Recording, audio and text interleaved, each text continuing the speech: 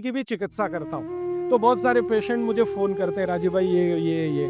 तो मैंने कुछ पेशेंट को खास कर कहा कि देखो भैया, आपको मैं कोई दवा नहीं दूंगा। तो कहने लगे फिर बीमारी कैसे ठीक होगी? मैंने कहा एक ही काम करो, मिट्टी की दाल खाना शुरू करो, मिट्टी की हांडी में रखी हुई दाल खाना शुरू करो, चावल खाना है तो मिट्टी की हांडी का। कहने लगे राजीव भाई कौन करेगा ये सब? मैंने कहा आपकी बीवी करेगी या आप करोगे? अगर जिंदगी चाहिए तो झक मार के आप करोगे, नहीं तो अमेरिका जाओ, कनाडा जाओ, जर्मनी जाओ, लाखों रुपए खर्च करो, फिर भी झक मार के वापस आओ, डॉक्टर कहेगा इलाज नहीं। तो आप देख लो, तो जो गंभीर मरीज हैं वो आप जानते हैं वो कुछ भी करेंगे जो आप कहेंगे। तो मेरे पास कुछ डायबिटीज के क्रोनिक पेशेंट हैं, बहुत क्रोनिक, जिनका यूनिट, शुगर यूनिट 480 के ऊपर है। ऐसे 100 से ज्यादा पेशेंट, कुछ गुजरात में है, कुछ राजस्थान में और कुछ बंबई में। मैंने उनको कहा ध्यान से मिट्टी का बर्तन ले आओ और शुरू करो। अब बर्तन लाने में तकलीफ हुई तो कुम्हार को ढूंढना पड़ा, तो लेकिन मिल गया। वो 8 से 9 महीना हो गया नियमित रूप से मिट्टी की दाल और मिट्टी का चावल, माने हांडी की दाल और हांडी का चावल, हांडी की खिचड़ी नियमित रूप से खा रहे हैं। और अब तो उन्होंने मिट्टी का तवा भी ले आया अपने घर में रोटी बनाने के लिए। बाजरे की रोटी बहुत अच्छी बनती है इस मिट्टी के तवे पे, तो रोटी भी उसी की खा रहे हैं। 8 महीने के बाद सबका शुगर टेस्ट किया है तो 480 यूनिट वाला अभी 180 यूनिट पे है, बिना किसी मेडिसिन के, बिना किसी इंजेक्शन के, बिना किसी टॉनिक के। और होम्योपैथी की कोई दवा नहीं दी मैंने उनको। कुछ लोगों को ज्यादा परेशान थे, दवा भी दो, उनको प्लेसिबो दे दिया। प्लेसिबो समझते हैं? खाली गोली, दवा नहीं डाली। तो पेशेंट को लग रहा है कि मैं दवा खा रहा हूँ, दवा खा के अच्छा हो रहा हूँ। मुझे मालूम है कि वो कोई दवा नहीं है, वो प्लेसिबो है, वो अच्छा हो रहा है उस मिट्टी की दाल खा के, मिट्टी का चावल खा के, मिट्टी की खिचड़ी खा के। रिजल्ट ये है। तब मैंने मान लिया कि भागवत सच में महान आदमी थे।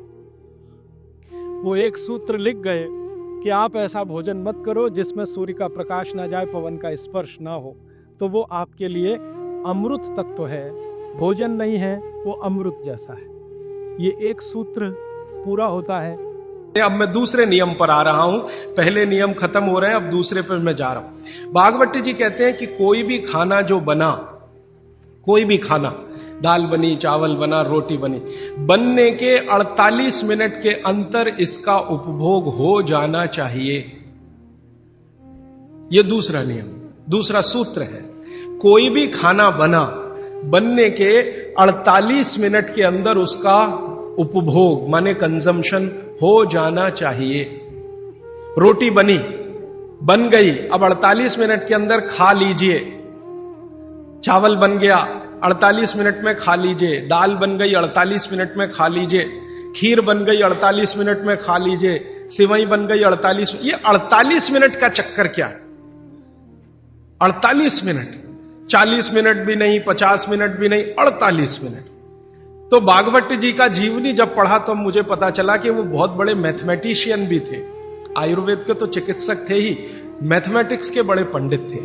तो उन्होंने जितने कैलकुलेशन किए हैं वो सब इसी तरह के हैं, 42 मिनट। अब ये जो मिनट है ये मैंने जोड़ा है, भागवत जी ने लिखा है 48 पल। हमारे यहां जो होता है ना, पल होता है, क्षण होता है, प्रतिपल होता है।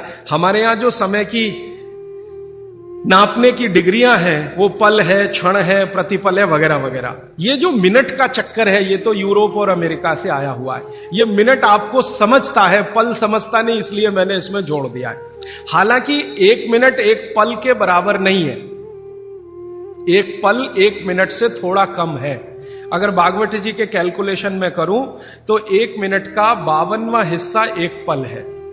और भागवत जी कहते हैं कि लगभग भोजन बनने के 50 पल के अंदर आप उसको कंज्यूम कर लीजिए। तो मिनट मैंने कैलकुलेट किए तो वो 48-47 के आसपास आता है। ये कैलकुलेशन है। तो जो बना हुआ भोजन है वो आप 48 मिनट में कर लीजिए, तो आपके लिए सबसे ज्यादा पोषकता देने वाला है।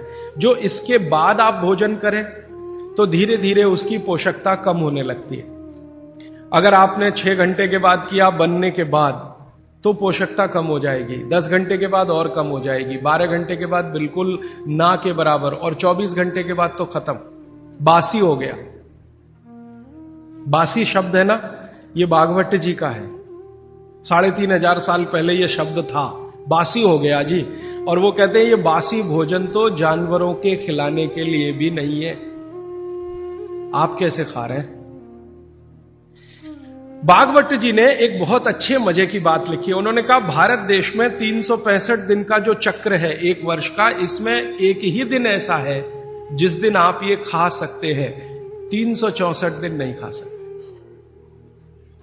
एक ही दिन खा सकते हैं।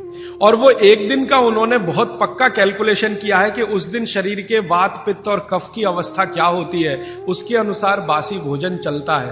तो मैंने वो जब ध्यान दिया तो पता चला कि वो दिन हमारे देश में एक त्योहार आता है, उसको मेरी मां कहती है बासोड़ा, आप पता नहीं क्या कहते हैं। एक ही त्योहार है अपने देश में जिस दिन हम बासी खाना ही खाते हैं। और ये जो त्योहार है, इस जो दिन पड़ता है, ये कार्तिक अगहन पूस माह के हिसाब से इसका जो दिन पड़ता है, भागवत जी का दिन भी वही पड़ता है। तब मेरे समझ में आया कि इस देश के त्योहारों के पीछे वैज्ञानिकता है। त्योहार ऐसे ही नहीं तय हो गए, इस दिन होली होगी, इस दिन दिवाली होगी, इस दिन ये होगा, इस दिन, इनके पीछे कुछ कैलकुलेशन है।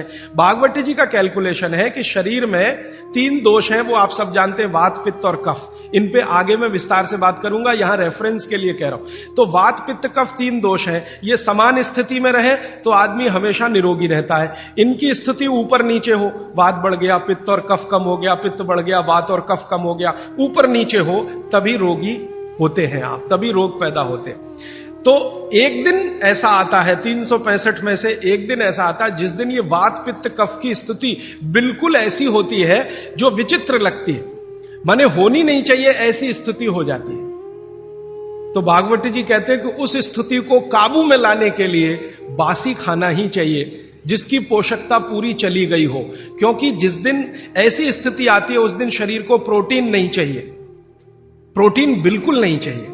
तो प्रोटीन सब खत्म होगा तब जब खाना बहुत पुराना हो जाए। तब मेरे समझ में आया कैसी वैज्ञानिकता है। तो आप साल में एक ही दिन बासी भोजन कर सकते हैं। अब आप देखो कि एक दिन के लिए फ्रिज लगेगा साल में, तो 364 दिन की बिजली क्यों खर्च करना उसके लिए, और 364 दिन का इतना स्थान क्यों घेर के रखना। चेन्नई में बहुत महंगा है स्थान, 1 स्क्वायर फुट का क्या भाव है, 3000।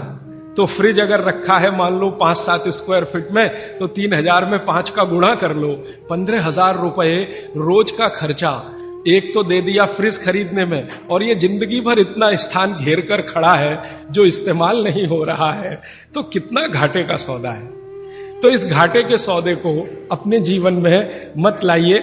मेरी विनती है कि जिन्होंने फ्रिज नहीं खरीदा है वो ना खरीदें, जिन्होंने खरीद लिया है वो धीरे धीरे इसका उपयोग कम करें।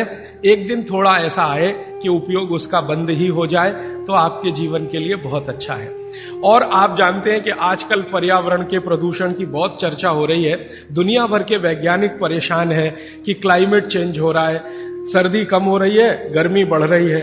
सर्दी कम होने में और गर्मी बढ़ाने में जिन गैसों का सबसे बड़ा योगदान है वो यही गैसें हैं, CFC1, CFC2, CFC3, CFC12 तक। तो सारे दुनिया के देश परेशान हैं कि क्या करें क्या करें। अभी इंडोनेशिया के बाली द्वीप में 7 दिन का सम्मेलन हुआ। अमेरिका, जर्मनी, भारत जैसे 156 देशों के राष्ट्रपति, प्रधानमंत्री 7 दिन झक मार रहे थे यही बात के लिए कि भाई CFC का प्रोडक्शन कम कैसे किया जाए। तो इसमें थोड़ा आप भी सहकार कर दीजिए। ये प्रोडक्शन कम होने के लिए फ्रिज की जरूरत बंद करने की है, तो ये प्रोडक्शन कम होगा। तो इसलिए मैंने कल आपसे कहा था कि फ्रिज का भी खाना ना खाएं, समय का ध्यान रखें। ये बात हमेशा याद रखें कि बना हुआ खाना 48 मिनट के अंदर खा लेना चाहिए।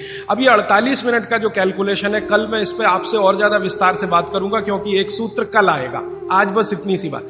और एक तीसरी बात जो मैंने कल आपसे शुरू की थी, माइक्रोवेव ओवन। माइक्रोवेव ओवन भी कुछ इसी तरह का किस्सा है। इसमें भी टेम्परेचर को आप कंट्रोल करते हैं। और माइक्रोवेव ओवन में कोई भी चीज आप जब रखते हैं ना गर्म करने के लिए, तो वो चीज का एक हिस्सा गर्म होता है, पूरा नहीं होता। गर्म होने के लिए हमारी जो कल्पना है वो चारों तरफ से एक साथ एक जैसा टेम्परेचर आए, वो पानी ही कर सकता और कोई चीज नहीं है दुनिया। पानी गर्म करके उसमें कोई चीज डालें तो सही गर्म होती है, और माइक्रोवेव ओवन में पानी का कोई काम नहीं। और ये माइक्रोवेव ओवन भी यूरोप। सबसे पहले तो चैनल सब्सक्राइब करें, वीडियो को लाइक करें और शेयर करें। धन्यवाद।